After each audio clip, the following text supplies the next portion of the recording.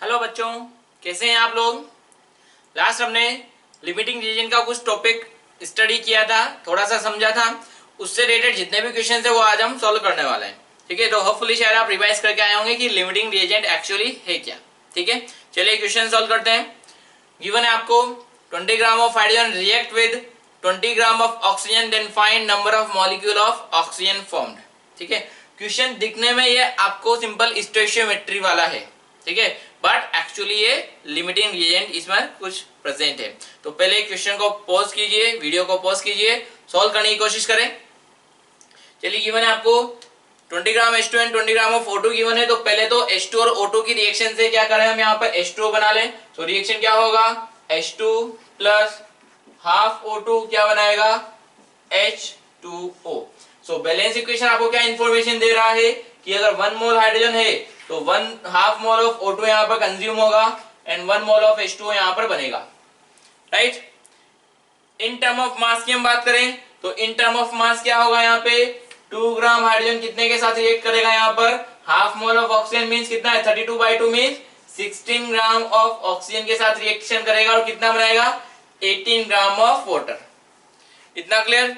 आपको गिवन है 20 ग्राम H2 and 20 gram O2। तो यहाँ पे ये कितना है, 20 ग्राम गिवन है, ये 20 ग्राम गिवन है। कितना गिवन है यहाँ पे, 20 ग्राम। दोनों ही आपको 20 ग्राम गिवन है।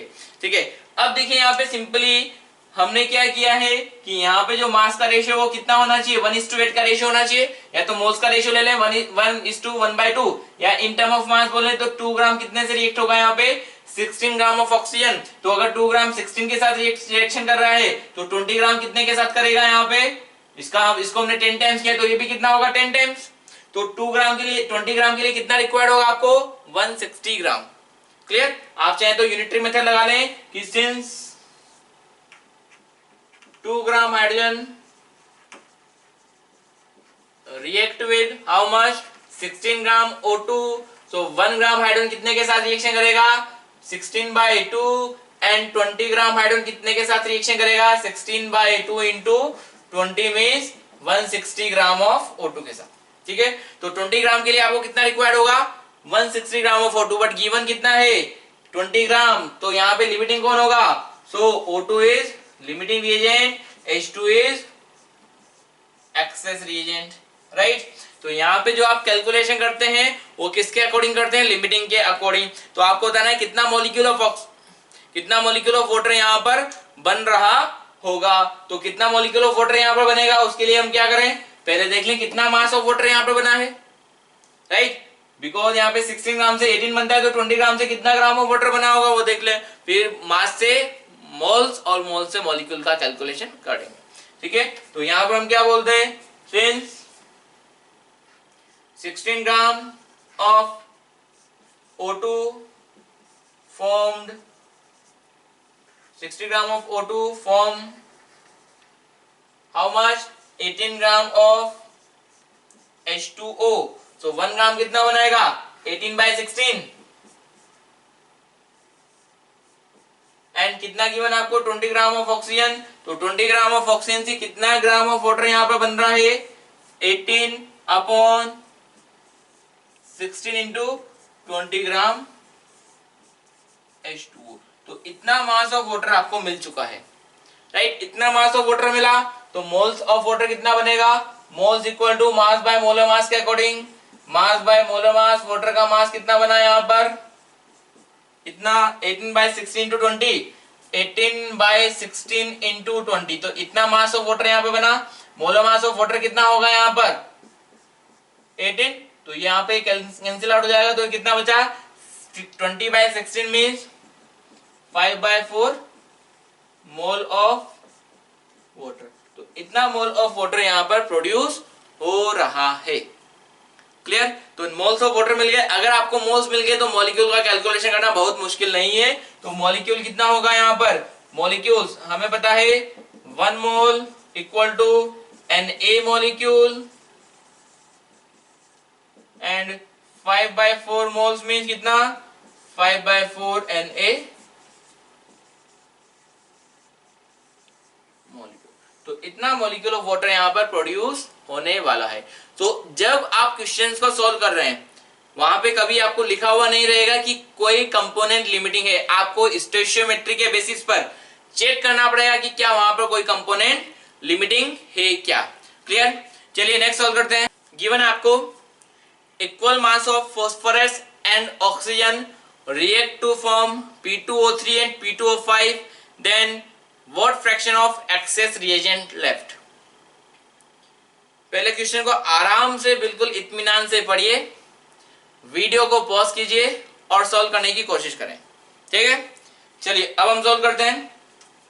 गिवन है आपको कि P4 एंड O2 की रिएक्शन से बनाया जा रहा है कितना, क्या बनाया जा रहा है, P2O3 एंड P2O5। इनका कितना मास बना है वो हमसे नहीं पूछा है, इसलिए हम इन दोनों को एक ही रिएक्शन में लिख सकते हैं। अगर इन दोनों का मास पूछा होता तो कि ये कितना मास बना है, ये कितना मास बना है, तो हम इन दोनों को दो डिफरेंट रिएक्शन में लिखते हैं। अभी यहाँ पर आपको इन दो प्रोडक्ट का कोई मास नहीं पूछा है, हमें केवल यहाँ पे लिमिटिंग के अकॉर्डिंग कैलकुलेशन करनी है, तो वो हम यहाँ पर एक ही रिएक्शन में ही कर सकते हैं। ठीक है, तो आपको बोला कि यहाँ पे इक्वल मास अगर रिएक्ट हो रहा है तो percentage of access reagent left कितना होगा वो देखना है, अगर दोनों का इक्वल मास यूज में ले रहे हैं तो पहले तो इक्वेशन को बैलेंस करें, 4 फॉस्फोरस एंड 8 ऑक्सीजन, तो यहाँ पे क्या होगा, P4 प्लस 4 O2, ये बैलेंस हो गया।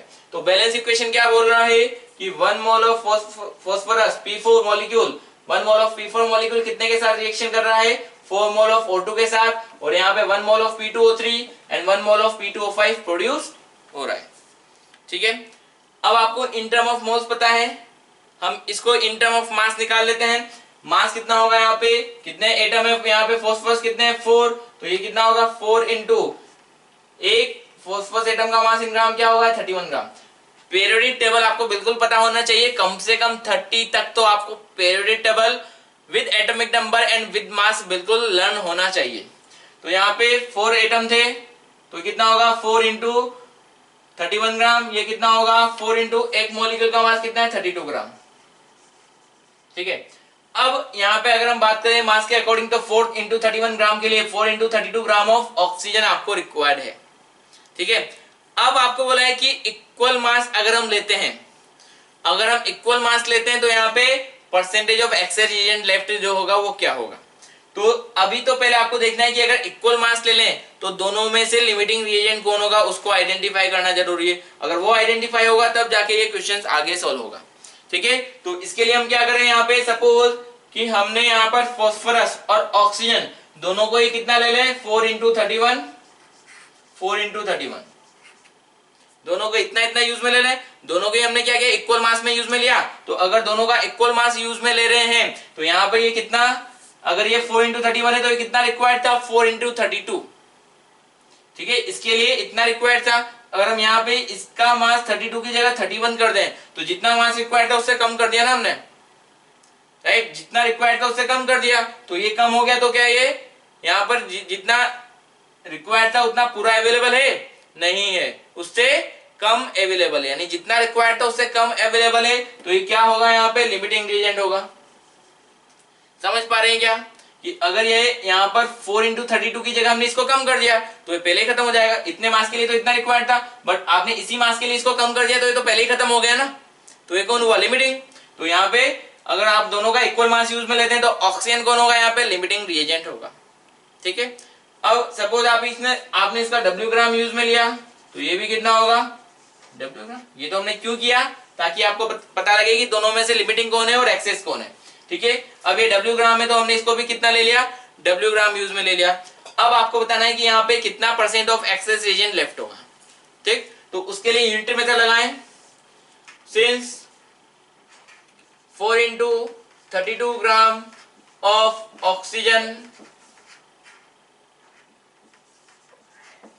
रिएक्ट विद, तो ऑक्सीजन कितने के साथ रिएक्ट कर रहा है, 4 इंटू 31 ग्राम फॉस्फोरस।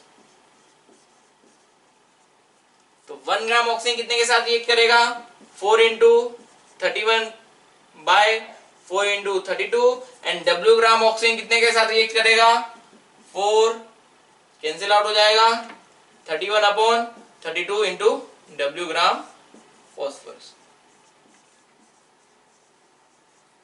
ठीक है, तो यहाँ पे W ग्राम ऑक्सीजन के साथ 4 इंटू 31/32 W ग्राम W ग्राम ऑक्सीजन के साथ 31/32 into W gram of phosphorus react कर रहा है।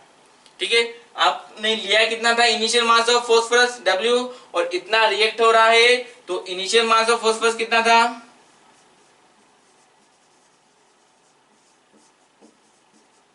W gram mass of P4 reacted कितना होगा 31/32 इंटू W ग्राम, तो इतना लिया था, इतना रिएक्ट हुआ, तो रिमेनिंग मास ऑफ P4 कितना होगा, रिमेनिंग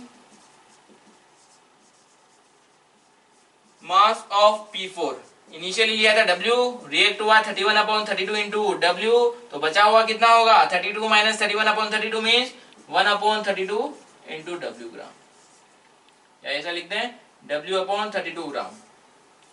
तो इतना मास क्या होगा यहाँ पे रिमेनिंग रहेगा। अगर इतना मास रिमेनिंग है तो आपको क्या पूछा है percentage of access reagent left, तो एक्सेस रिएजेंट कौन था यहाँ पर P4 का इतना मास बचा, तो उसका परसेंटेज क्या होगा इनिशियल का, percentage mass of P4 left. कितना मास यहाँ पे P4 का बचेगा वो आप कैसे करेंगे, कितना मास बचा है W/32, इनिशियली आपने कितना मास लिया था W इंटू 100, जो बचा हुआ मास है वो इनिशियल का कितना परसेंट है वही तो आपको कैलकुलेट करना है। क्लियर, तो कितना हो जाएगा W से W कैंसिल आउट हो जाएगा, 100/32 कितना होगा 3.125%। क्लियर है, चलिए सॉल्व करते हैं नेक्स्ट क्वेश्चन। गिवन है आपको when A react with excess of B to form C and D according to the following reaction, then what is the minimum amount of A required if at least 2 gram of C and D produce respectively। ठीक है, तो सबसे पहले तो हम क्या करें balance equation लिखें कि बैलेंस इक्वेशन क्या है। गिवन है आपको 2A प्लस B से क्या बन रहा है 3C प्लस 2D, राइट, ये बैलेंस इक्वेशन है। बैलेंस इक्वेशन के अकॉर्डिंग हम क्या बोल पा रहे हैं कि 2 mole of A 1 mole of B के साथ रिएक्ट कर रहा है और 3 mole of C and 2 mole of D यहां पर बन रहा है। क्लियर है, ठीक है, तो 2 mole of H 1 mole of B के साथ रिएक्ट किया, 3 mole of C and 2 mole of D बना। अब आपको गिवन है यहाँ पे एटलीस्ट 2 ग्राम ऑफ C बनाना है, तो पहले तो देख लें बैलेंस इक्वेशन में कितना कितना मास बन रहा है। उसके लिए आपको सबका एटॉमिक मास भी गिवन है, A का एटॉमिक मास है 15, B का है 40, C का है 20 एंड D का है 40। तो A का अगर एटॉमिक मास 20 है तो यहाँ कितना मोल रिएक्ट हुआ 2 मोल, तो 2 मोल के अकॉर्डिंग मास कितना होगा A का मास कितना है 15 ग्राम, तो A का कितना मास रिएक्ट हुआ होगा यहाँ पर टोटल 2 इंटू 15। B का कितना गिवन है आपको 40, तो यहाँ कितना मास रिएक्ट हुआ होगा 14 ग्राम। C का कितना एटॉमिक मास है आपको 20, तो ये कितना रिएक्ट हुआ होगा 3 इंटू 20, और D का कितना मास है यहाँ पर 2 इंटू 40, राइट। तो यहाँ पर देख लें कि यहाँ पे कितना मास रिएक्ट हुआ है टोटल 30 ग्राम, यहाँ पर कितना है 40 ग्राम, यहाँ पर कितना है 60 ग्राम, यहाँ पर कितना है 80 ग्राम। ठीक है, अब आपको पूछा है एटलीस्ट 2 ग्राम ऑफ COD बनाना है, कम से कम 2 ग्राम C बने और कम से कम 2 ग्राम ऑफ D बने। अब देखिए यहाँ पर कि अगर ये 60 ग्राम बनेगा तो 60 ग्राम के साथ कितना बना ये 80 ग्राम, यानी अगर ये 60 ग्राम बना तो ये कम से कम 60 तो बनेगा ही, हालांकि 60 से ज्यादा बन रहा है बट आपको बोला है कि एटलीस्ट 2 ग्राम तो बनना ही चाहिए। यहाँ पे अगर हम बोले कि एटलीस्ट 60 ग्राम बनना चाहिए तो ये 60 ग्राम है तो एटलीस्ट ये 60 ग्राम तो बन ही गया ना। बैलेंस इक्वेशन के अकॉर्डिंग अगर हम यहाँ पे मोल्स ले लें तो इसके 60 ग्राम के साथ साथ इसका कितना बनेगा 80 ग्राम, यानी ये 80 ग्राम में 60 ग्राम ऑफ D तो प्रेजेंट है ना। तो यहाँ पे जब ये दोनों प्रोड्यूस होंगे तो दोनों में से कम मास किसका प्रोड्यूस होगा C का ही प्रोड्यूस होगा। अगर ये 60 बन रहा है तो ये ऑटोमेटिक 60 बन जाएगा, अगर ये 2 बना तो ये ऑटोमेटिक 2 तो बनेगा ही, उससे ज्यादा ही बनेगा डेफिनेटली, बट आपको कम से कम C और D का दोनों का क्या बनाना है 2 ग्राम बनाना है। तो अगर ये सपोज आपको गिवन होता दोनों का 60 ग्राम बनाना है तो कम से कम दोनों का 60 बनाना है, तो इसका 60 तो बनाओगे, तो ये 60 बनेगा तो ये अपने आप 80 बनेगा, तो उसका भी कम से कम 60 तो बन ही गया ना। तो अगर इसका 2 ग्राम बनाना है तो इसका 2 ग्राम तो बन ही चुका होगा। तो जो कम प्रोड्यूस हो रहा है उसके अकॉर्डिंग आप कैलकुलेशन करेंगे कि अगर आप इसके 60 के अकॉर्डिंग कैलकुलेट करते तो 80 के साथ 60 बन रहा है तो 60 के साथ और कम बनता। तो अगर आप इसका 2 ग्राम लोगे तो इसका 2 ग्राम से कम बनेगा, अगर आप इसका 2 ग्राम लोगे तो इसका 2 से ज्यादा बनेगा। ये समझ पा रहे हैं? मास का रेशियो भी आप देख सकते हैं, इसका मास जितना प्रोड्यूस हो रहा है उससे ज्यादा इसका प्रोड्यूस हो रहा है। तो अगर ये 2 ग्राम होगा तो ये 2 प्लस तो समथिंग कुछ बनेगा। ठीक है, तो आपको लिस्ट मास बताना है, दोनों का कम से कम कितना ग्राम होना चाहिए, 2 ग्राम। तो हम कैलकुलेशन किसके अकॉर्डिंग करेंगे, सी के अकॉर्डिंग। तो 60 ग्राम के लिए कितना ग्राम ऑफ एयर रिक्वायर्ड था, 30 ग्राम। तो 2 ग्राम के लिए कितना रिक्वायर्ड होगा वो आपको यहां पर कैलकुलेट करना है। तो क्या होगा, सिंस 4, तो हम क्या करेंगे, so calculation according to C. तो हम क्या बोलेंगे, 4 60 gram of C 30 gram of A required. So 1 gram of C के लिए कितना रिक्वायर्ड होगा, 30/60, एंड 2 ग्राम ऑफ सी के लिए कितना रिक्वायर्ड होगा, 30/60 इंटू 2 मीन्स 1 ग्राम ऑफ, ठीक है, ए का कितना रिक्वायर्ड होगा, 1 ग्राम। क्लियर? चलिए नेक्स्ट सॉल्व करते हैं। गिवन है आपको 27 ग्राम of aluminum reacted with 49 ml of H2SO4 of density 2 gram per ml. Then calculate volume of H2 gas produced at STP and percentage of aluminum reacted with H2SO4. So reaction आपको given है, उसके लिए आपको पहले balance equation लिखना होगा, जो information है उसके अकॉर्डिंग बैलेंस इक्वेशन लिखिए, वीडियो को पॉज कीजिए और सॉल्व कीजिए। ठीक है, चलिए गिवन है आपको aluminium is reacting with H2SO4, क्या बनाएगा ये, एल्यूमिनियम सल्फेट प्लस H2। ठीक है, तो ये इक्वेशन है यहाँ पर कि जब एल्यूमिनियम और H2SO4 रिएक्ट होगा तो एल्यूमिनियम सल्फेट बनेगा और हाइड्रोजन गैस बनेगा। अब बैलेंस करें इक्वेशन को, कितना एल्यूमिनियम यहाँ पे प्रोड्यूस हुआ, कितना एल्यूमिनियम है प्रोडक्ट में 2, सल्फेट में कितना सल्फेट है यहाँ पे 3, तो यहाँ पे 2 एल्यूमिनियम 3 सल्फेट आ गया है, तो इसको किससे मल्टीप्लाई करेंगे, 3 से, तो ये इक्वेशन बैलेंस हो गया। तो 3 ग्राम H2 यहाँ पे हाइड्रोजन गैस यहाँ पर बन रहा है। आपको बोला है कि यहाँ पे कितना volume of H2 gas produce होगा, उसके लिए बैलेंस इक्वेशन के अकॉर्डिंग देख लें कि अगर 2 मोल एल्यूमिनियम है तो कितना मोल ऑफ H2SO4 कंज्यूम होगा, 3 मोल, 1 मोल ऑफ एल्यूमिनियम सल्फेट बनेगा and 3 mole of hydrogen gas यहाँ पर प्रोड्यूस होगी। क्लियर? अब आपने मोल्स के अकॉर्डिंग तो देख लिया, इसको मास के अकॉर्डिंग, बिकॉज जो इन्फॉर्मेशन गिवन है वो मास के अकॉर्डिंग है, तो हम उसको मास की टर्म में चेंज कर देते हैं। तो यहाँ पे कितना मास होगा, एक का मास कितना होता है एल्यूमिनियम का, 27, तो 2 इंटू 27 ग्राम कितने के साथ रिएक्ट कर रहा होगा, 3 मोल, यानी मोलर मास कितना होता है H2SO4 का, 2 प्लस 32 प्लस यहाँ पर 64, तो ये आएगा 98 ग्राम। तो 2 इंटू 27 के लिए कितना रिक्वायर्ड होगा, 3 इंटू 98 ग्राम, राइट। 1 मोल यहाँ प्रोड्यूस होगा और 3 मोल यहाँ पर बनेगा। जितना मास आपको गिवन है उसके अकॉर्डिंग यहाँ पे 1 मोल और 3 मोल ये बनना चाहिए, इसके रेशियो के अकॉर्डिंग। अब जो आपको गिवन है, गिवन मास क्या है, 27 ग्राम एल्यूमिनियम प्लस आपको H2SO4 कितना गिवन है, 49 ml, डेंसिटी है 2 ग्राम पर ml। तो डेंसिटी क्या होता है यहाँ पर, मास अपॉन वॉल्यूम। तो मास ऑफ H2SO4 क्या होगा, डेंसिटी इनटू वॉल्यूम। तो मास ऑफ H2SO4 कितना होगा जाएगा, डेंसिटी आपको गिवन है 2, वॉल्यूम कितना है 49, तो कितना होगा 98 ग्राम। ठीक है, तो आपको 27 ग्राम एल्यूमिनियम गिवन है, 98 ग्राम ऑफ H2SO4 गिवन है। अब इस इंफॉर्मेशन के अकॉर्डिंग पहले आप चेक कीजिए कि लिमिटिंग कौन होगा और एक्सेस कौन होगा। ठीक है, तो यहां पर देखिएगा कि यहाँ पे 2 मोल की रिएक्शन के लिए कितना रिक्वायर्ड था, 3 मोल। इन टर्म ऑफ मास हमने बात की, 2 इंटू 27 के लिए कितना रिक्वायर्ड है, 3 इंटू 98 ग्राम। क्लियर? अब यहाँ पे हमने क्या किया, इसका मास हाफ कर दिया। अगर हम इसको हाफ करेंगे तो इसको भी हमने क्या करना चाहिए, हाफ करना चाहिए। क्लियर? इसको हमने हाफ किया, 2 इंटू 27 की जगह कितना लिया, 27।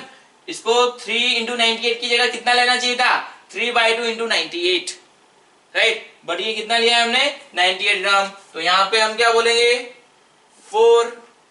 2 इंटू 27 ग्राम 98 ग्राम H2SO4, सॉरी 2 इंटू 27 ग्राम कितना रिक्वायर्ड है, 3 into 98 gram H2SO4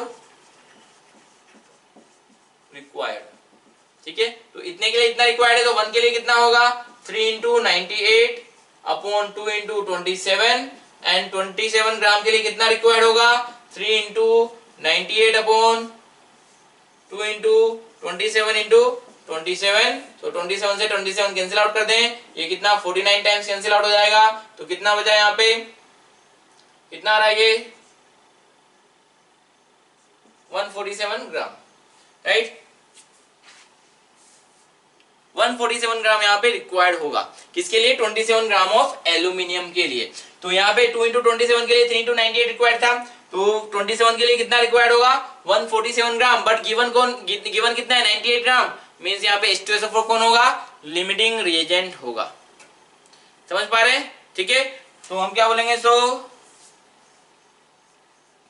H2SO4 is limiting reagent, ठीक है। 147 होना चाहिए था, गिवन कितना है आपको यहाँ पर केवल 98 ग्राम, तो H2SO4 क्या होगा, लिमिटिंग रिएजेंट होगा, क्लियर। तो अब आप यहाँ पे H2SO4 के अकॉर्डिंग कैलकुलेट करेंगे, तो हम क्या बोलेंगे, सिंस 3 × 98 ग्राम कितने से रिएक्शन करता है, 2 × 27, तो 98 ग्राम कितने से रिएक्शन करेगा, अभी कितना है, जितना होना चाहिए था उसका 1/3 है, तो ये भी कितना कंज्यूम होगा, जितना कंज्यूम होना चाहिए था उसका 1/3 ही कंज्यूम होगा। समझ पा रहे हैं। तो अब यहाँ पे आप यूनिटी मेथड लगा लीजिए,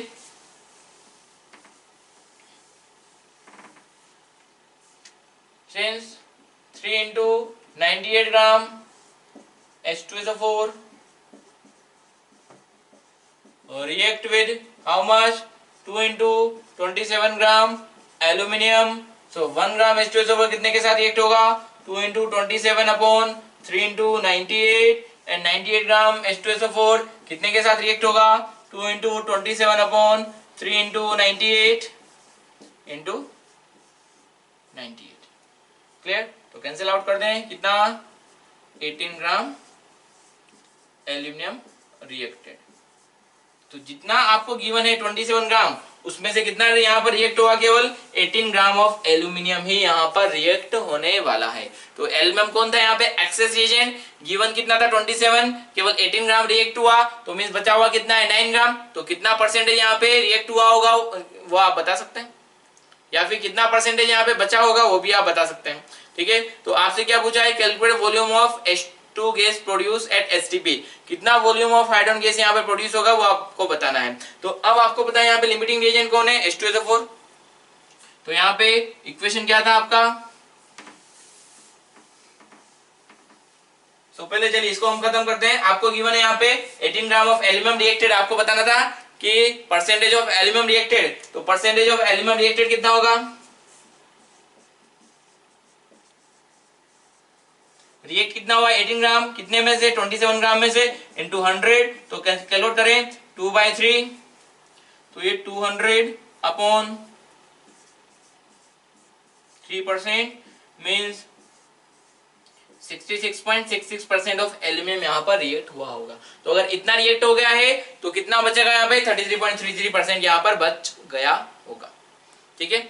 आपको बताना है कितना H2 गैस प्रोड्यूस हुआ होगा, तो बैलेंस इक्वेशन क्या था, 2L प्लस H2SO4 क्या बना रहा था, L2SO4 whole thrice plus 3H2,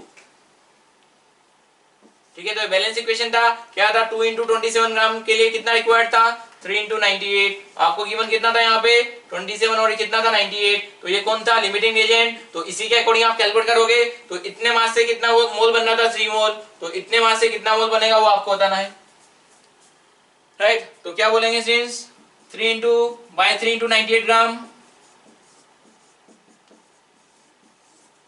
3 mole of H2 produce, या फिर आप इन टर्म ऑफ वॉल्यूम भी लिख सकते हैं। सो बाय 1 ग्राम कितना प्रोड्यूस होगा 3/3 × 98, और बाय 98 ग्राम कितना प्रोड्यूस होगा 3/3 × 98 × 98 मींस कितना 1 mole of H2, 1 mole of H2 gas means क्या हुआ 22.4 litre of H2 at STP, clear. तो ये सिंपल सा कैलकुलेशन था, अगर आपको इक्वेशन पता है तो कैलकुलेशन आप बिल्कुल इजी कर सकते हैं, इजीली कर सकते हैं। चलिए नेक्स्ट सॉल्व करते हैं।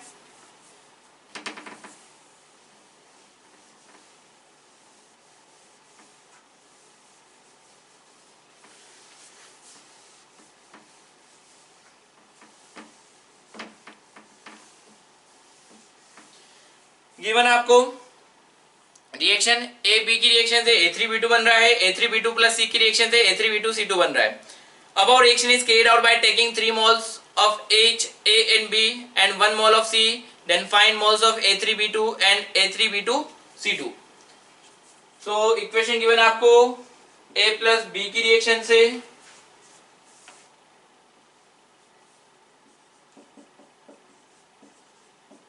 A3B2 बना, राइट, एंड A3B2 और C की रिएक्शन से A3B2C2 बन रहा है, राइट. तो पहले तो हम क्या करेंगे, इक्वेशन को बैलेंस कीजिए.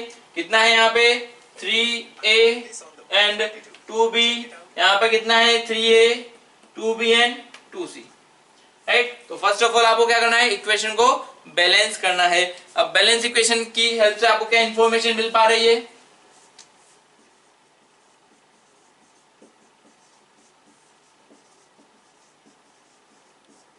तो बैलेंस इक्वेशन की हेल्प से क्या इंफॉर्मेशन मिल रहा है कि 3 mole of A 2 mole of B के साथ रिएक्शन करेगा तो 1 मोल ऑफ A3B2 यहां पर बनेगा. क्लियर. अब यहां पे कितना कितना मोल्स गिवन है आपको, 3 मोल्स ऑफ ईच. अब इसका 3 मोल है और इसका भी 3 मोल गिवन है, ठीक है. गिवन कितना है यहां पर 3 mole of A and 3 mole of B. अब आप ही देख लीजिए कि यहाँ पे लिमिटिंग रिएजेंट कौन है, सोच के बताइए. सोचिए यहाँ पर कि कौन लिमिटिंग रिएजेंट होगा. कि अगर हम यहाँ पे इसका 3 मोल ले रहे हैं तो इसका कितना रिक्वायर्ड था 2 मोल, इसके 3 मोल के लिए कितना रिक्वायर्ड होगा, इसका 2 मोल ही रिक्वायर्ड होगा. तो 2 मोल रिएक्ट करने के बाद कितना बच जाएगा, 1 मोल तो बचेगा ना. 3 मोल के लिए 2 मोल कंज्यूम होगा. अगर इसका 3 मोल है, इसका 2 मोल है, तो इन दोनों के बीच में क्या होगा, एक कंप्लीट रिएक्शन होगी. तो 3 मोल के लिए इसका 2 मोल ही रिक्वायर्ड था, बट दे कितना रखा है 3 मोल. तो जैसे ही इसका 2 मोल कंज्यूम हुआ, इसका 3 मोल कंज्यूम हुआ, तो ये तो हो जाएगा खत्म और ये बच जाएगा. तो एक कौन होगा यहाँ पर एक्सेस रिएजेंट और एक कौन होगा यहाँ पे लिमिटिंग रिएजेंट. तो जो हम कैलकुलेशन करते हैं वो किसके अकॉर्डिंग करते हैं, लिमिटिंग रिएजेंट के अकॉर्डिंग, राइट. तो हम यहाँ पे क्या बोलेंगे, 3 मोल से कितना बनेगा, by 3 mole of A 1 mole of A3B2 produce. इतना क्लियर है, ठीक है. तो फर्स्ट इक्वेशन के लिए हमने बोला कि यहाँ पे 3 मोल ऑफ A से 1 मोल ऑफ A3B2 बनेगा. तो इसका हो जाएगा 0 मोल, इसका कितना होगा 3 माइनस 3 के लिए कितना रिक्वायर्ड था 2 मोल, तो ये कितना बचेगा 1 मोल, ठीक है. तो यहाँ पे इस रिएक्शन में एक्सेस रिएजेंट था. अब अगला रिएक्शन क्या बोला है, A3B2 कितना बना यहाँ पे 1 मोल, राइट. और C का कितना मोल गिवन है आपको यहाँ पे 1 मोल ऑफ C गिवन है, ठीक है. अब देखिए यहाँ पे रिएक्शन क्या होगा कि अगर 1 मोल ऑफ A3B2 को रिएक्ट कराना है तो कितना मोल ऑफ C रिक्वायर्ड होगा आपको 2 मोल ऑफ C. तो 1 मोल ऑफ इससे 2 मोल ऑफ C रिक्वायर्ड होगा, तो आपको 1 मोल ऑफ A3B2C2 यहाँ पर बनेगा. बट इंफॉर्मेशन के अकॉर्डिंग क्या बोला है कि 2 मोल के लिए 1 रिक्वायर्ड होगा, तो 1 मोल के लिए कितना रिक्वायर्ड होगा, ये तो 1 मोल ही गिवन है. तो हम क्या बोलेंगे, since 2 mole of C react with 1 mole of A3B2. तो यहां पर 1 मोल ऑफ C कितने से रिएक्ट करेगा, half mole of A3B2, right. तो 1 मोल A3B2 का था, हाफ मोल रिएक्ट हुआ, तो कितना बचा हाफ मोल.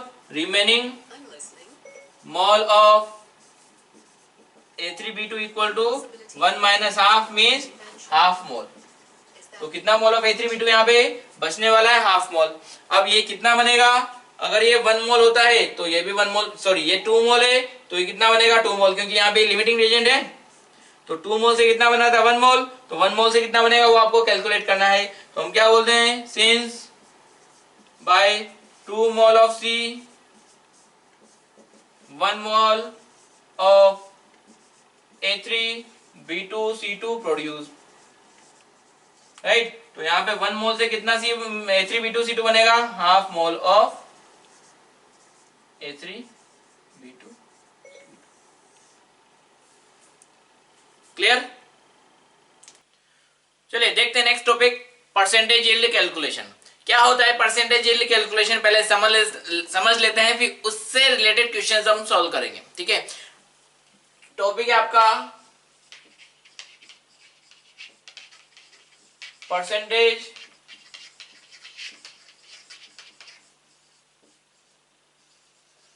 Yield calculation.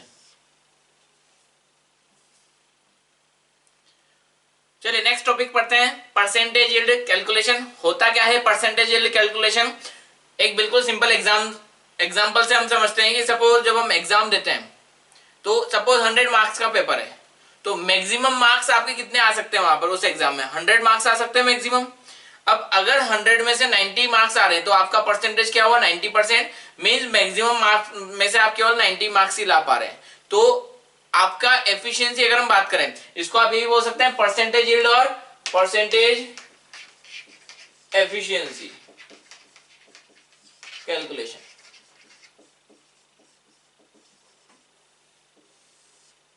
तो यहाँ पे अगर आप एग्जाम में 100 में से 90 मार्क्स ला रहे हैं तो आपका परसेंटेज एफिशिएंसी कितना हुआ? 90%। पर आप मैक्सिमम कितना ला सकते थे? 100 मार्क्स ला सकते थे, बट आपको 100 में से कितना मिला? 90 मिला। तो आपका एफिशिएंसी क्या बोल सकते हैं वहां पे उस तरीके से कि 90 अपॉन 100 इंटू 100 मीन्स आप 90% मार्क्स कैलकुलेट कर पा रहे हैं। तो अब हम ये परसेंटेज एफिशिएंसी की हम बात करते हैं या परसेंटेज यील्ड की बात करते हैं, वो किसके रेस्पेक्ट में? रिएक्टेंट के रेस्पेक्ट में बात करते हैं कि अगर कोई रिएक्शन प्रोसीड हो रही है, उसमें कुछ अमाउंट ऑफ रिएक्टेंट से प्रोडक्ट बन रहा है। अब जितना अमाउंट ऑफ रिएक्टेंट हमने लिया है उससे मैक्सिमम कितना अमाउंट ऑफ प्रोडक्ट बन रहा है वो हम कैलकुलेट करेंगे। अब सपोज किसी रिएक्शन में रिएक्टेंट से 100 ग्राम प्रोडक्ट बन सकता था मैक्सिमम। रिएक्टेंट की रिएक्शन से मैक्सिमम वहां पर 100 ग्राम प्रोडक्ट बन सकता था, बट रिएक्शन में आपको उनकी रिएक्शन से केवल 70 ग्राम प्रोडक्ट ही मिला। बन कितना सकता था? 100 ग्राम, पर मिला कितना? 70 ग्राम। मीन्स रिएक्शन 100 ग्राम की जगह 70 ग्राम ही प्रोडक्ट बना रही है। मीन्स रिएक्शन कितना परसेंट एफिशिएंट हुआ? 70%। समझ पा रहे? होपफुली ये पॉइंट समझ पा रहे होंगे। तो ये हम जो परसेंटेज एफिशिएंसी है वो किसके रेस्पेक्ट में निकालते हैं? प्रोडक्ट के रेस्पेक्ट में। तो जितना मास ऑफ प्रोडक्ट बनना चाहिए था उसके रेस्पेक्ट में कितना बन रहा है, उसी को कैलकुलेशन क्या कहलाता है? परसेंटेज यील्ड और परसेंटेज एफिशिएंसी। तो परसेंटेज एफिशिएंसी क्या होगा? परसेंटेज एफिशिएंसी और परसेंटेज यील्ड क्या होगा? Mass of product formed upon mass should be produced into 100। तो कितना बना और कितना बनना चाहिए था, उसी का रेशियो क्या होगा? परसेंटेज यील्ड और परसेंटेज एफिशिएंसी। आप ऐसा भी बोल सकते हैं प्रैक्टिकल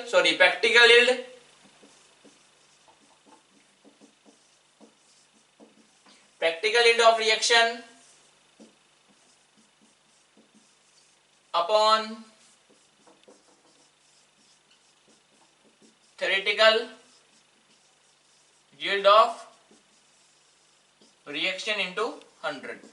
मीन्स आपको प्रैक्टिकली जो रिएक्शन में आपको मिला, रिएक्शन के थ्रू जो मास मिला वो कितना मिला, और अगर आप बैलेंस इक्वेशन के अकॉर्डिंग कैलकुलेट कर रहे हो तो कितना मिलना चाहिए था, उन्हीं का रेशियो क्या होगा? परसेंटेज यील्ड और परसेंटेज एफिशिएंसी। चलिए इससे रिलेटेड क्वेश्चंस करते हैं। चलिए सॉल्व करते हैं क्वेश्चन। गिवन है आपको find out weight of CO2 produced when 100 gram of lithium carbonate decompose with 90% efficiency.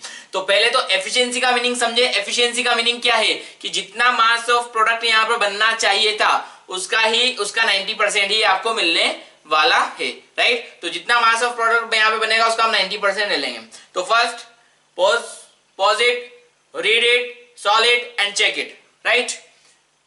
Hopefully आपने सॉल्व किया होगा। चलिए देखते हैं। आपको गिवन है लिथियम कार्बोनेट Li2CO3 जब डिकम्पोज होगा तो क्या बनेगा? Lithium oxide Li2O plus CO2। अगर यहाँ पे 1 मोल कंपाउंड है तो 1 मोल ऑफ कंपाउंड से कितना? 1 mole of lithium oxide and 1 mole of CO2 यहाँ पर बनने वाला है, राइट।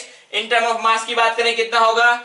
लिथियम का एटॉमिक मास होता है 7, 7 2 14, 14 प्लस 12, 12 प्लस 48, 74 ग्राम यहाँ पे ये लिथियम कार्बोनेट का मास है। कितना यहाँ पे CO2 बनेगा? 44। यहाँ पे कितना होगा? लिथियम का मास कितना है? 7 2 14, 14 प्लस 16, तो कितना हो गया ये? 30 ग्राम यहाँ पे लिथियम ऑक्साइड प्रोड्यूस हुआ। अब बैलेंस इक्वेशन के अकॉर्डिंग 74 ग्राम से कितना बनना चाहिए? 44 ग्राम, तो 100 ग्राम से कितना बनना चाहिए वो हम निकाल लेते हैं। तो वो तो क्या हुआ थ्योरेटिकल यील्ड कि उतना बनना चाहिए था, बट एफिशिएंसी कितनी है 90%, तो जितना बनना चाहिए था उसका 90% ही आपको मिलने वाला है। तो पहले तो निकाले यहाँ पे, since 74 gram lithium carbonate produce 44 gram CO2, so 100 gram of lithium carbonate से कितना बनेगा यहाँ पर 44 upon 74 into 100 gram of lithium carbonate, right. तो ये जो मास हमने कैलकुलेट किया है कौन सा है थ्योरेटिकल यील्ड, यानी इतना बनना चाहिए था। This is the theoretical yield of reaction, right. अब एफिशिएंसी 90% है, यानी जितना बनना चाहिए था उसका 90% आपको मिलेगा। तो mass of lithium carbonate actually produced, सो आपको बन रहा है कितना 44 अपॉन 74 इंटू 100, ये तो थियोरेटिकल बनना चाहिए था, इसका 90% ही आपको मिलेगा, तो इंटू 90% आप इसको कैलकुलेट कर सकते हैं। तो ये अप्रोक्स आपको मिल जाएगा 53.51 ग्राम। आप चाहे तो इससे भी कैलकुलेट कर सकते थे परसेंटेज यील्ड क्या होता है, practical yield upon theoretical yield into 100। Theoretical yield कितना है यहाँ पे इतना, परसेंटेज यील्ड कितना 90%, तो 90 इंटू थ्योरेटिकल यील्ड अपॉन 100, तो यही आपको कैलकुलेशन मिलता। क्लियर, समझ में आया। चलिए नेक्स्ट सॉल्व करते हैं। नेक्स्ट टॉपिक देखते हैं, प्रिंसिपल ऑफ एटम कंजर्वेशन। बिल्कुल इजी टॉपिक है और इंटरेस्टिंग टॉपिक है, यहां से अच्छे खासे क्वेश्चन हमें बनते हैं। ये समझ में आ गया तो मोस्टली क्वेश्चंस आपके यहाँ पे कमांड में आ जाते हैं। सो गिवन आपको topic principal of atom conservation. अब प्रिंसिपल ऑफ एटम कंजर्वेशन क्या है, बाय नेम जो क्लियर है हमें कि POAC principle of atom conservation किस कॉन्सेप्ट पे काम कर रहा है, कंजर्वेशन ऑफ मास। मींस हम एटम का कंजर्वेशन कर रहे हैं। एटम का कंजर्वेशन करने का मीनिंग क्या है, मास का कंजर्वेशन करना, ठीक है। तो प्रिंसिपल ऑफ एटम कंजर्वेशन आपको क्या बताता है कि अगर आप किसी भी रिएक्शन की बात करें तो रिएक्शन में रिएक्टेंट साइड जितना मास होता है वो पूरा का पूरा प्रोडक्ट साइड जाता है। ये हमने यहाँ पर केमिकल कॉम्बिनेशन लॉ की बात किया था जहां पे हम कंजर्वेशन ऑफ मास की बात कर रहे हैं। तो वही सेम टॉपिक यहाँ पर है कि यहाँ पे जब हम रिएक्टेंट में किसी भी एटम की बात कर रहे हैं तो हर एटम जो रिएक्टेंट साइड में होगा वो पूरा का पूरा किधर जाने वाला है, प्रोडक्ट साइड में, यानी एटम का कंजर्वेशन हम यहाँ पर कर रहे हैं। तो जितने मोल्स यहाँ पे पर्टिकुलर एटम के इधर होंगे उतने ही मोल्स किस साइड होने चाहिए, प्रोडक्ट साइड होने चाहिए, ठीक है। तो हम यहाँ पे सपोज किसी रिएक्शन की बात करें कि सपोज हमने यहाँ पर ग्लूकोज का कंबशन किया है।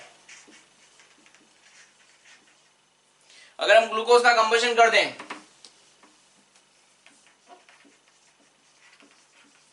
प्लस O2 क्या बनाएगा यहाँ पे CO2 प्लस H2 ये बनेगा, ठीक है।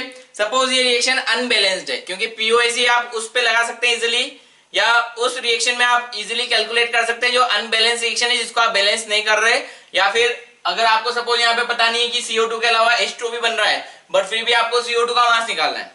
मींस अगर सपोज आपको ये रिएक्शन बोला है कि ग्लूकोज का आपने कंबशन किया, एक प्रोडक्ट CO2 बना, दूसरा प्रोडक्ट क्या है हमें पता नहीं है, सपोज अननोन प्रोडक्ट है, ये प्रोडक्ट अननोन है, तो भी हमें यहाँ पे CO2 का मास निकालना है। तो स्टोइचियोमेट्री में हमने क्या किया था कि अगर आपको रिएक्टेंट से प्रोडक्ट का कैलकुलेशन करना है तो रिएक्शन फर्स्ट ऑफ ऑल क्या होनी चाहिए, बैलेंस होना चाहिए। बट यहाँ पे रिएक्शन का बैलेंस होना जरूरी नहीं है, विदाउट बैलेंसिंग भी आप रिएक्शन को कैलकुलेट कर सकते हैं। बट यहाँ पर एक कंडीशन है कि आप यहाँ पर जब भी रिएक्शन की बात करते हैं तो अगर मैं यहाँ पे CO2 का मास निकाल रहा हूं तो CO2 का मास निकालने के लिए यहाँ पे जितना कार्बन है पूरा का पूरा यहाँ पर प्रेजेंट होना चाहिए। मींस एटम दोनों तरफ कंजर्व होने चाहिए कार्बन के, ठीक है। तो अभी सपोज हमें यहाँ पर पता नहीं है कि H2O कितना बना या H2O यहाँ पे प्रोड्यूस होता है, हमें पता नहीं है। हमें एक कंपोनेंट पता है कि यहाँ पे CO2 तो बनता है, दूसरा क्या बना हमें पता नहीं है, बट फिर भी हमें मास ऑफ CO2 बताना है कि बताओ कितना मास ऑफ CO2 बना। अगर हमने यहाँ पे 30 ग्राम ऑफ ग्लूकोज दिया तो कितना ग्राम ऑफ CO2 बन रहा है वो आपको बताना है, ठीक है। फर्स्ट स्टोइचियोमेट्री की हेल्प से आप यहाँ पे बैलेंस इक्वेशन से CO2 का मास इजीली निकाल सकते हैं, बट हम विदाउट स्टोइचियोमेट्री यहाँ पर कैलकुलेट करना चाह रहे हैं। तो अब यहाँ पे क्या है कि अगर यहाँ पे जितना कार्बन यहाँ प्रेजेंट है सारा का सारा अगर इधर आ रहा है तो हम क्या बोलेंगे यहाँ पर कि number of carbon atom both side क्या है, कंजर्व है, कि number of carbon atom present in glucose will be equal to number of carbon atom present in CO2, right. तो हम क्या बोलेंगे यहाँ पे, अगर हम POAC principle of atom conservation on carbon apply करें तो ये क्या बोलेगा कि यहाँ पर जितने मोल्स, जितने एटम ऑफ, जितने कार्बन के यहाँ पर मोल्स हैं उतने ही कार्बन एटम के मोल्स यहाँ पर भी होने चाहिए। तो हम यहाँ पे POAC के अकॉर्डिंग क्या बोलेंगे, moles of carbon atom in glucose will be equal two moles of carbon atom in CO2, right. तो यहाँ पे कार्बन के जितने एटम्स यहाँ प्रेजेंट है, जितने मोल्स ऑफ एटम यहाँ प्रेजेंट है उतने ही मोल्स ऑफ एटम यहाँ पर भी होने चाहिए। तो ही यहाँ पे हम क्या बोल सकते हैं कि ये एटम के अकॉर्डिंग मास का कंजर्वेशन हो गया। जितना मास कार्बन का यहाँ था उतना ही मास कार्बन का यहाँ पर प्रेजेंट होगा, ठीक है। अब हमने यहाँ पे स्टेटमेंट दिया है moles of carbon atom in reactant will be equal two moles of carbon atom in product यानी CO2। ये कब होगा, जब यहाँ पर जितना CO2 है, सॉरी इसके अंदर जितना कार्बन है वो पूरा का पूरा कार्बन यहाँ पर शिफ्ट हो रहा हो, राइट। अब देखिएगा इसको हम क्या कर सकते हैं, यहाँ पे moles of carbon atom in glucose. अब ग्लूकोज के आपको ग्लूकोज के अंदर कितने कार्बन के मोल्स है वो कैलकुलेट करना है। अगर आपको इसके अंदर कार्बन एटम के मोल्स कैलकुलेट करना है तो उससे पहले ग्लूकोज के मोल्स पता होने चाहिए, ठीक है। तो यहाँ पे हम क्या करेंगे, अगर सपोज 1 मोल ग्लूकोज का है तो उसके अंदर कितने मोल्स ऑफ कार्बन एटम होंगे, 6। अगर ये 1 मोल है तो 1 मोल के अंदर कितने मोल ऑफ कार्बन एटम है, 6। तो इसको हम क्या बोल सकते हैं, मोल्स ऑफ कार्बन एटम किसके बराबर होगा, 6 into moles of glucose will be equal to, अब यहां पर 1 मोल है, 1 मोल के अंदर कितना कार्बन है, 1 ही है, तो इसको हम लिख सकते हैं 1 into moles of CO2, right. अब इसे हम क्या लिखते हैं, 6 इंटू मोल्स ऑफ ग्लूकोज क्या होगा, mass of glucose upon molar mass of glucose,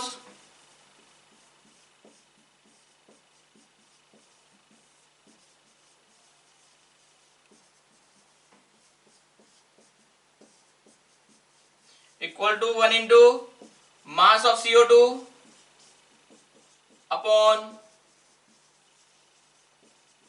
molar mass of CO2, right. तो यहां पर 6 आपको क्या बता रहा है कि एक glucose mole, 1 mole of glucose के अंदर 6 mole of carbon atom present है। तो आपने इसको 6 से मल्टीप्लाई कर दिया तो आपको number of moles of carbon atom यहां से मिल जाएंगे।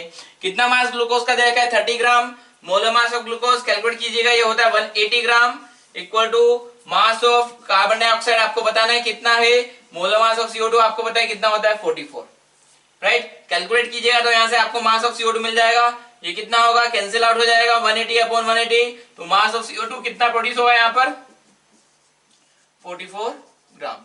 इट मींस अगर यहाँ पर आप 30 ग्राम ऑफ ग्लूकोज ले रहे हैं तो उससे 44 ग्राम ऑफ CO2 भी बनेगा, ठीक है। आप चाहें तो यहाँ पे वाटर का कितना मास प्रोड्यूस हुआ होगा वो आप कैलकुलेट कर सकते हैं। तो उसके लिए आपको POC किस पे लगाना होगा, हाइड्रोजन पे। जितना हाइड्रोजन यहाँ पर है वो पूरा का पूरा कहां पर कन्वर्ट हो रहा होगा, H2O में कन्वर्ट हो रहा होगा। तो जितना मोल्स ऑफ हाइड्रोजन एटम यहाँ पर है उतना ही मोल्स ऑफ हाइड्रोजन एटम यहाँ पर प्रेजेंट होंगे, राइट। आप चाहें तो इसको भी सॉल्व कर सकते हैं। तो चलिए इसको भी सॉल्व कर देते हैं। क्या होगा, moles of hydrogen atom in glucose will be equal to moles of hydrogen atom in water। तो कितना मोल्स होगा हाइड्रोजन एटम का ग्लूकोज में, अगर ये 1 मोल है तो 1 मोल के अंदर कितना होगा, 12। तो ये क्या होगा, 12 इंटू मोल्स ऑफ ग्लूकोज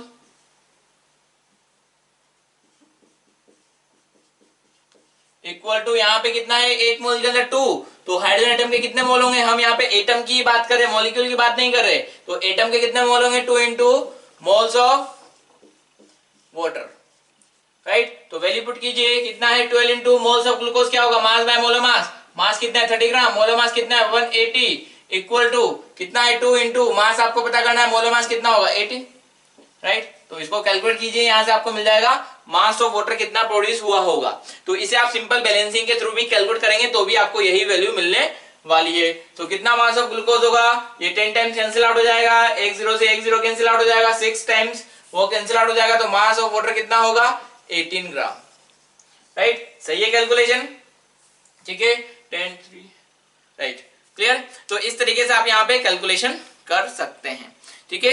तो पीओएसी क्या है, एटम कंजर्वेशन की बात कर रहे हैं। रिएक्टेंट साइड जितने मोल्स ऑफ एटम है, प्रोडक्ट साइड भी उतने ही मोल्स ऑफ एटम प्रेजेंट होने चाहिए, बट कंडीशन क्या अप्लाई है यहाँ पे कि जिस भी एटम पे आप पीओएसी अप्लाई कर रहे हैं वो पूरा का पूरा कंजर्व होना चाहिए। ऐसा ना हो कि यहाँ पे कुछ अमाउंट यहाँ पे आ गया और कुछ अमाउंट कहाँ गया वो उसका पता ही ना हो, यानी जितने मोल्स ऑफ कार्बन एटम थे वो यहाँ पर आए तभी हम इस पे पीओएसी अप्लाई कर पाए, ठीक है। तो ये आपको पता होना चाहिए कि यहाँ पर जो एटम है वो पूरा का पूरा अगर यहाँ पर जा रहा है तो ही आप पीओएसी अप्लाई कर पाएंगे, क्लियर। तो यहाँ पे पीओएसी के लिए रिएक्शन का बैलेंसिंग होना जरूरी नहीं है, और पीओएसी आप उसी पर अप्लाई करेंगे जो रिएक्शन में पूरी तरीके से कंजर्व हो रहा हो, यानी कंजर्व तो सभी होते हैं बट जिसका आपको पता हो कि रिएक्शन में वो कहां पर प्रेजेंट है, क्लियर। चलिए सॉल्व करते हैं इससे रिलेटेड क्वेश्चन।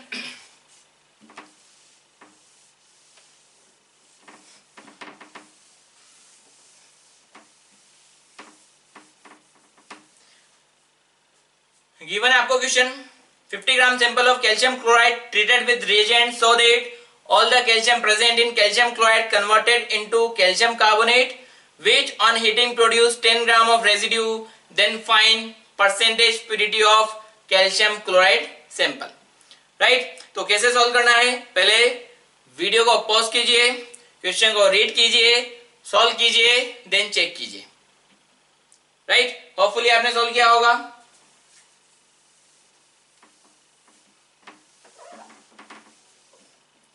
चलिए सॉल्व करते हैं। फर्स्ट गिवन है आपको 50 gram sample of calcium chloride treated with reagents so that all the calcium present in calcium chloride converted into all the calcium present in calcium chloride convert into CaCO3। तो calcium chloride में जितना calcium है वो सारा का सारा कहां जा रहा है, कैल्शियम कार्बोनेट में। मींस ये आपको इंडिकेट करना चाह रहा है कि आपको पीओएसी किस पे अप्लाई करना है, कैल्शियम पर, right. Second, which on heating further produce 10 gram of residue. तो पहले CaCO3 की बात, सॉरी CaCl2 की बात करें। जब आप CaCl2 को हीट कर रहे हैं तो आपके पास बना CaCO3, और CaCO3 को आपने फर्दर हीट किया तो यहाँ पे एक रेजिड्यू बन रहा है। अब यहाँ पे आपको ये पता होना चाहिए कि ये रेजिड्यू क्या होगा। जब आप कैल्शियम कार्बोनेट को हीट करते हो तो वहां पे बनता है calcium oxide and CO2, right. तो मीन्स ये रेजिड्यू क्या होगा, ये तो गैस होता है तो ये निकल जाता है बाहर, और ये सॉलिड होता है तो ये बच जाता है, तो इसे हम क्या बोल रहे हैं यहाँ पर, रेजिड्यू बोल रहे हैं, ठीक है। तो आपको इन्फॉर्मेशन था कि यहाँ पर जितना कैल्शियम है वो पूरा का पूरा यहाँ पर जाता है। जब आप कैल्शियम कार्बोनेट को डिसोशिएट कर रहे हो, ब्रेक कर रहे हैं, तो क्या बन रहा है, calcium oxide and carbon dioxide. इसमें तो कोई कैल्शियम प्रेजेंट नहीं है, मीन्स यहाँ पर जो कैल्शियम था वो कहाँ गया होगा, यहाँ पर गया होगा, क्लियर। तो यहाँ पे पीओएसी किस पे अप्लाई करना होता है, कैल्शियम पर आपको इस क्वेश्चन में अप्लाई करना होगा, ठीक है। अब आपको गिवन है 50 ग्राम सैंपल गिवन है, जरूरी नहीं है कि वो कैल्शियम क्लोराइड का ही मास हो। जब आपको सैंपल लिखा हुआ है तो इसका मीन्स वहां पर उस सॉल्यूशन में या उस मिक्सचर में जो कंपाउंड है जरूरी नहीं कि उसका वो मास पूरा का पूरा हो, यानी कैल्शियम क्लोराइड का मास यहाँ पे 50 ग्राम हो, ये नेसेसरी नहीं है, राइट। अब आपको पूछा यहाँ पे जब आप इसको हीट करें तो ये 10 ग्राम रेजिड्यू प्रोड्यूस हो रहा है, तो percentage purity of calcium chloride sample आपको बताना है। मींस आपको क्या बताना है कि जो 50 ग्राम सैंपल है उसमें कितना gram of calcium chloride present होगा। अगर वो आपको पता लगेगा तो ही आप परसेंटेज प्यूरिटी का यहाँ पे कैलकुलेशन कर पाएंगे, ठीक है। तो कैसे पता करें, यहाँ पे अगेन हम यहाँ पे सिंपल क्या लगाएंगे, पीओएसी, क्योंकि यहाँ पर जो कैल्शियम था वो बोला है वो पूरा का पूरा यहाँ पर जा रहा है, और कैल्शियम कार्बन में जो कैल्शियम होता है वो डेफिनेटली कैल्शियम ऑक्साइड में ही आएगा, ठीक है। तो यहाँ पे बीच के स्टेप का हमें कोई रिक्वायरमेंट नहीं है, क्योंकि हम क्या कर सकते हैं, यहाँ पे जितने कैल्शियम के मोल्स होंगे और यहाँ पर जितने कैल्शियम के एटम के मोल्स होंगे वो दोनों को इक्वेट कर देंगे। कैल्शियम कार्बोनेट का बनना हमारे लिए कोई वहां पे पॉइंट नहीं है कि इसको ये कैसे बना या कितना बना, इसका कैलकुलेशन हमें करने की यहाँ पर कोई जरूरत नहीं है। हम इसका कैलकुलेशन करेंगे, इसकी हेल्प से इसका कैलकुलेशन कर देंगे, यानी इन दोनों के बीच में हमें रिलेशन निकालना है, क्लियर। तो चलिए देखते हैं यहाँ पे हम क्या बोले, moles of calcium atom present in calcium chloride,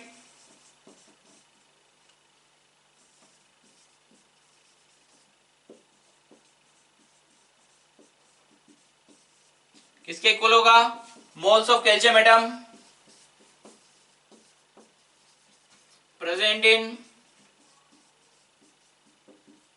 calcium oxide. तो ये कैसे करेंगे, यहाँ पर एक मोल में कितना कैल्शियम एटम है, 1 ही है, यानी एक मोल के अंदर एक मोल ही कैल्शियम एटम है, तो क्या बोलेंगे 1 into moles of calcium chloride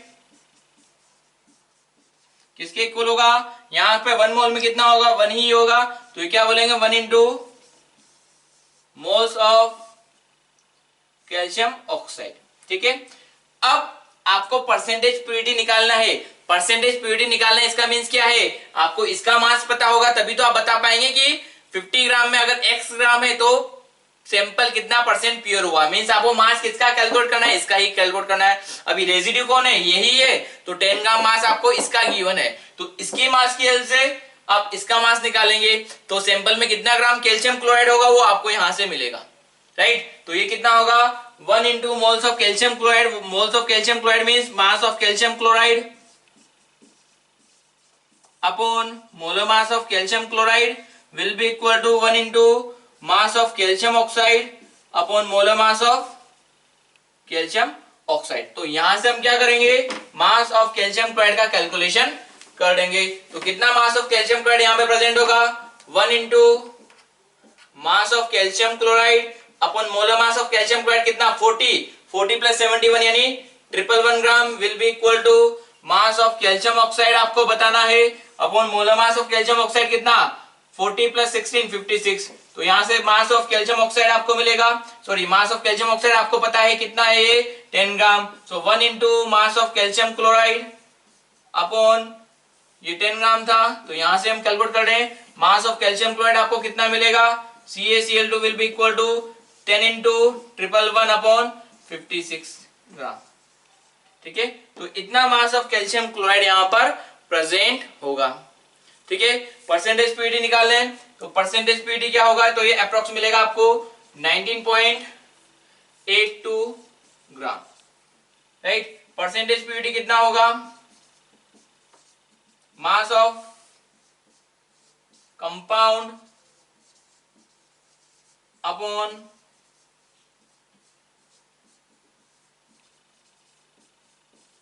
mass of sample into 100। तो कंपाउंड का मास कैल्शियम क्लोराइड का मास आपको कितना मिला 19.82 ग्राम अपॉन मास ऑफ सैंपल कितना था 50 ग्राम इंटू 100। तो यहां से आपको परसेंटेज प्योरिटी मिल जाएगा, राइट। तो कितना रहा ये 39.6264%, राइट। तो सैंपल यहां पर कैल्शियम क्लोराइड सैंपल इतना परसेंट यहां पर प्योर होगा। क्लियर, चलिए नेक्स्ट सॉल्व करते हैं। यस, गिवन आपको 5 gram of VCl3 is treated with dissolved in water and then obtained solution treated with excess of AgNO3। तो आपको बताना है the mass of AgCl obtained, कितना mass of AgCl बनेगा। यस, देखिए इसमें भी सिंपल रिएक्शन है, आपको पता नहीं है कि यहाँ पे VCl3 जब कितने ग्राम ऑफ AgNO3 के साथ रिएक्शन कर रहा है, AgCl के अलावा क्या मास प्रोडक्ट यहाँ पे, इसके AgCl के अलावा क्या प्रोडक्ट और दूसरा बना है, तो यहाँ पे हमें रिएक्शन बैलेंस नहीं है। आपको केवल ये पता है कि VCl3 ने AgNO3 के साथ रिएक्शन किया है और क्या बन रहा है यहाँ पे AgCl बन रहा है, इसके अलावा क्या प्रोडक्ट बना आपको उसका कोई इंफॉर्मेशन गिवन नहीं है। तो हम यहाँ पर इसको किसके अकॉर्डिंग सॉल्व करेंगे, POAC के अकॉर्डिंग सॉल्व करेंगे। क्लियर, तो यहाँ पे आप वीडियो को पॉज कीजिए, क्वेश्चन को वापस से पढ़िए, सॉल्व कीजिए, फिर चेक कीजिए। होपफुली आपने सॉल्व किया होगा। देख लेते हैं क्या कैलकुलेशन इसमें, कि यहाँ पे आपको VCl3 AgNO3 के साथ रिएक्ट कर रहा है, AgCl बन रहा है, प्लस जो भी यहाँ पे प्रोडक्ट बन रहा होगा उसका हमें कोई इन्फॉर्मेशन नहीं है और इसका मास कैलकुलेट करने के लिए हमें उसकी रिक्वायरमेंट भी नहीं है। अब हम क्या करेंगे यहाँ पे कि जब आप Cl माइनस की रिएक्शन Ag+ से कराते हैं तो हमेशा AgCl ही बनने वाला है। तो हमने इसको एक्सेस में लिया है, तो जितना Cl- होगा वो पूरा का पूरा किस में कन्वर्ट हो गया होगा, AgCl में कन्वर्ट हो गया होगा। तो हम यहाँ पर POAC किस पर अप्लाई करने वाले हैं, Cl- पर। तो POAC ऑन क्लोरीन एटम क्या होगा यहाँ पे POAC के according, moles of chlorine atom in VCl3 will be equal to moles of chlorine atom in AgCl। तो ये किसके बराबर होगा, मोल्स कैसे निकालेंगे यहाँ पे, कि अगर आपको VCl3 के मोल्स पता है उसको 3 से मल्टीप्लाई कर दें, क्योंकि यहाँ पे 1 मोल ऑफ VCl3 में कितना मोल्स ऑफ क्लोरीन एटम है, 3 मोल ऑफ क्लोरीन एटम है। तो अगर आपके पास number of moles of VCl3 है, उसको आप 3 से मल्टीप्लाई कर देंगे तो आपको Cl- के या क्लोरीन एटम के मोल्स मिल जाएंगे। तो ये कितना होगा, 3 into moles of VCl3 will be equal to 1 into moles of AgCl, right. तो यहां से आप सॉल्व कीजिए, 3 मोल्स ऑफ VCl3 क्या होगा, mass upon molar mass, 3 into mass of VCl3 आपको कितना गिवन है, 5 ग्राम ऑफ VCl3 आपने डिसोल्व किया हुआ है। मोलर मास कितना है यहाँ पे इसका, वेनेडियम का मोलर मास आपको बोला था कि आपको पीरियोडिक टेबल कम से कम 30 तक तो पता होना चाहिए कि एटॉमिक नंबर क्या होता है और एटॉमिक मास क्या होता है। वेनेडियम होता है 51 प्लस 3 इंटू 35.5, तो ये मिलेगा आपको अप्रोक्सीमेटली 157.5, राइट। इतना मास ऑफ आपको मोलर मास VCl3 का मिला, equal to mass of AgCl आपको पता करना है, मोलर मास कितना 143.5, कैलकुलेट कीजिएगा। सिल्वर का होता है 108 ग्राम, क्लोरीन का होता है 35.5 ग्राम, तो यहां से मिल जाएगा मास of AgCl produced how much, 15 into 143.5 upon 157.5, तो अप्रोक्सीमेट कैलकुलेशन कीजिएगा, आपको मिल जाएगा 13.66 ग्राम ऑफ AgCl। तो इतना ग्राम ऑफ AgCl यहां पर बन रहा होगा। क्लियर, चलिए सॉल्व करते हैं नेक्स्ट क्वेश्चन। गिवन है आपको